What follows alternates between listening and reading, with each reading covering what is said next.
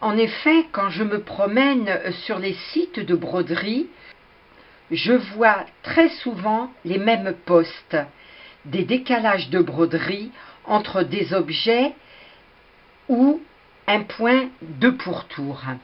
La compensation d'étirement est justement la manipulation qu'il faut faire pour éviter ces inconvénients.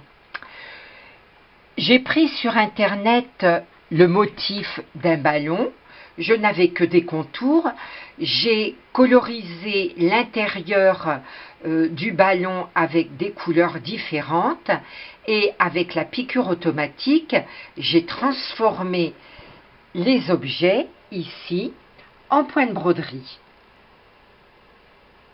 Je n'ai pas mis de pourtour exprès. Pourquoi ? Eh bien parce que vous pouvez voir ici, entre chaque couleur, qu'il y a des vides. Eh bien, c'est justement ces vides, ces blancs, que nous allons compenser avec l'application compensation d'étirement. Je vais aller sélectionner ici la couleur verte, puis je clique droit, tout en bas, régler les caractéristiques de broderie, La fenêtre de réglage ici s'ouvre. J'ai enlevé ici la sous-couche, j'ai gardé une densité à 4,5. En direction manuelle, je suis à 90 degrés. J'ai pris ce type de point. En tracé, j'ai coché ici le troisième petit onglet. Et je vais baisser ici mon petit ascenseur pour avoir accès ici à la compensation d'étirement. Et je vais mettre 0,4.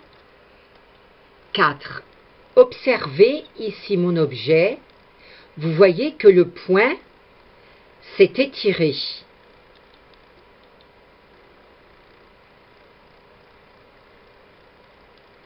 J'ai mis ici 0,6. Le point s'est étiré dans sa direction. Je vais faire la même chose pour les autres objets.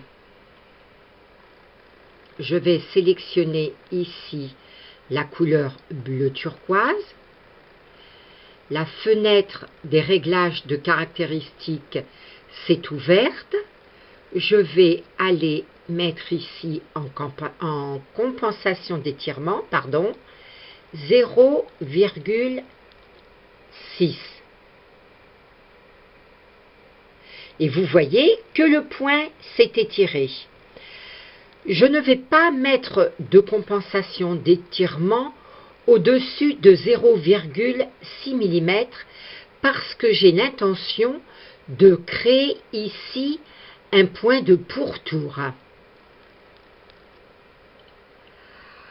À droite, vous avez le ballon dont toutes les portions ont subi l'application compensation d'étirement et vous voyez que tous les objets qui composent mon ballon se touchent parfaitement. Pour que mon ballon soit encore plus joli, j'ai créé un point de pourtour en point de zigzag. J'ai créé un cercle parfait qui s'est adapté à mon ballon, puis j'ai créé des lignes entre les objets et dans l'ordre de broderie, j'ai fait en sorte que le cercle se présente en dernier pour recouvrir les lignes courbes que j'ai créées. Je voudrais attirer votre attention sur le deuxième ballon que j'ai entièrement pris. Vous voyez donc que toutes les couleurs se touchent parfaitement.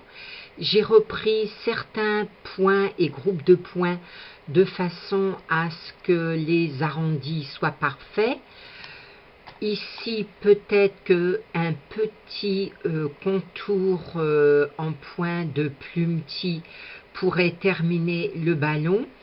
Mais vous voyez qu'il pourrait très bien être brodé sans pourtour. Je vous rappelle également qu'il ne faut pas vous fier à ce que vous voyez sur votre écran, car malheureusement à la broderie, vous pouvez avoir des surprises que je vais d'ailleurs vous montrer après cette image. Enfin, je voudrais attirer votre attention sur le fait que chaque objet du ballon n'a pas la même direction de pointe, ce qui évite également d'avoir, comment dirais-je, un tissu déformé.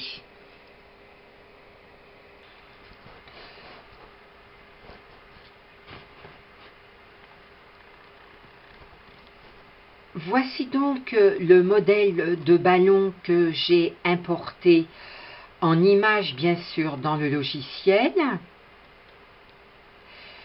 Vous voyez ici ma première broderie avec les parties qui sont légèrement évidées. D'une part parce que je n'ai pas appliqué de point de pourtour.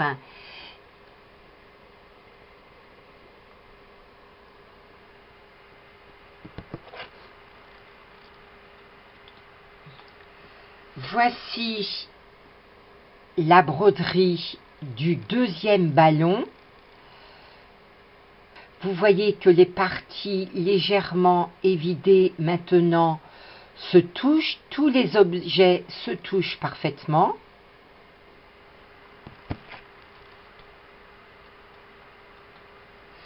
Malheureusement, à la broderie du fichier que je pensais définitif, vous voyez qu'il y a un manque de broderie. Ce manque de broderie a été complété par l'application compensation d'étirement.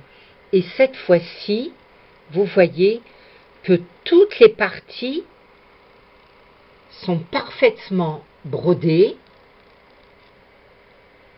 et que mon point de pourtour a été parfaitement appliqué. Je vous rappelle donc que la compensation d'étirement doit s'appliquer lorsque vous êtes en création de motifs, qu'il faut éviter d'avoir la même direction de pointe dans les objets qui composent votre motif, et bien sûr qu'il ne faut pas hésiter à faire des essais avant de vous lancer dans une broderie définitive. Voilà, je vous dis à très bientôt pour une nouvelle vidéo et bien sûr je vous remercie de votre fidélité.